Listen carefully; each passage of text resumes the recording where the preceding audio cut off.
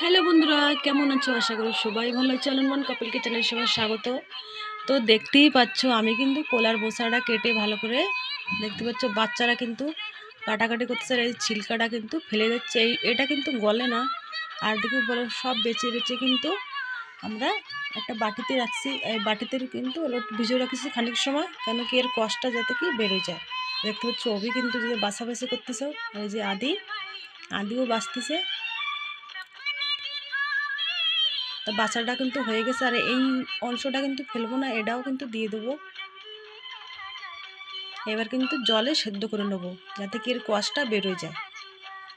তো ভালো করে কিন্তু সেদ্ধ করে নিয়েছি। সেদ্ধ করার পরে কিন্তু দেখতে পাচ্ছ আমি হালকা একটু তেঁতুল দিছি যাতে কি এর খাট্টা পানটা ওই কোষ্ঠ পানটা না বেরোয় যায়।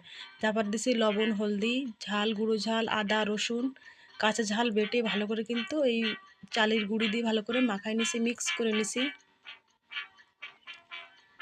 মাখানিটা হয়ে গেছে। এবার কিন্তু ওই মশলার ভিতরে দিয়ে ভালো করে আর একটু মাখাই নেবো।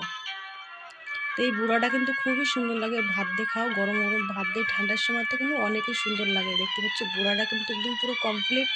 দেখতে পাচ্ছ কোলার মোছার পরে।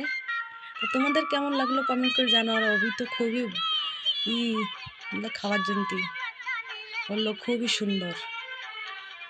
Bye bye.